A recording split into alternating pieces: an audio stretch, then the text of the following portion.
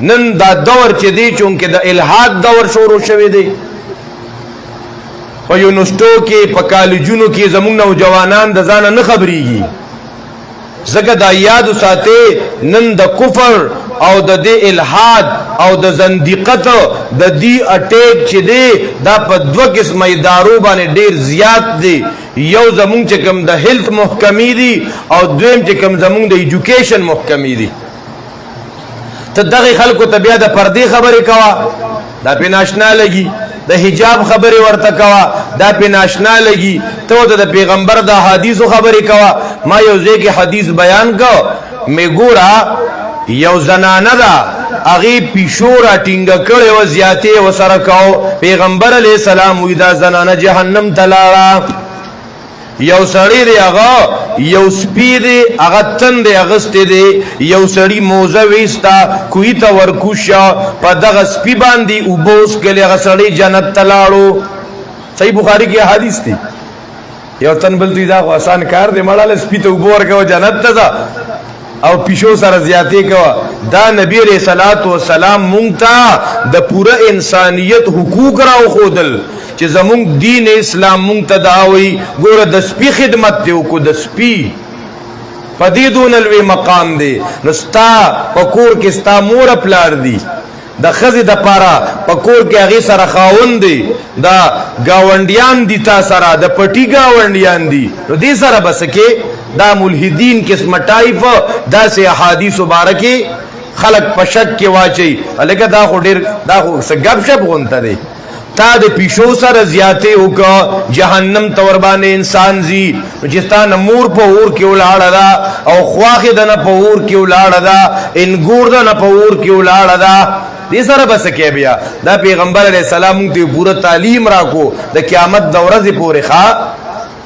اے محترم مسلمانانو احادیث د نبی علیہ الصلوۃ والسلام چې څوک دا نه مني دا قرآنم نه مني نو دی الله هم نه مني نو دی آخرتم نه مني هسې به ځان مسلمان حسابوي او ملحد وی دیتا دی ځان ته مسلمان ویه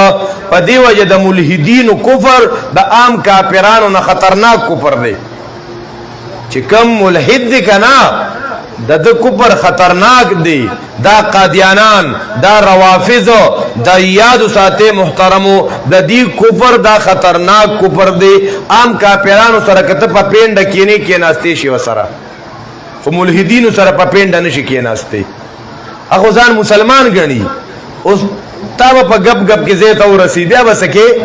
تا به مرتد کی تا به زنديق کی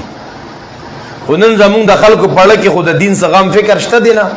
نو اے محترمو احادیث د نبی کرم صلی الله علیه وسلم دام حجت دی سوک چې د احادیثو د حجیت نه انکار کوي دا در حقیقت کې د قران نه انکار کوي او نوجوانان په دې خبر باندې ځان پوکه چې مونږ او تاسو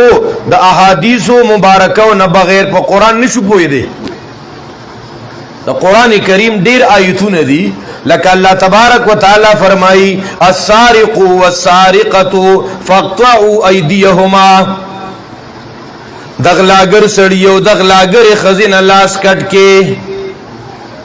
وجته احادیث نه منه او قران منه اوس بدی آیت بسنګ عمل کې کله چا نه چا روپے پټکا لاس به کټ کیږي او کنه سونه مقدار کې با تلاس کټ کې راغلنا دا تشریحات مونږ ته پیغمبر کړی دي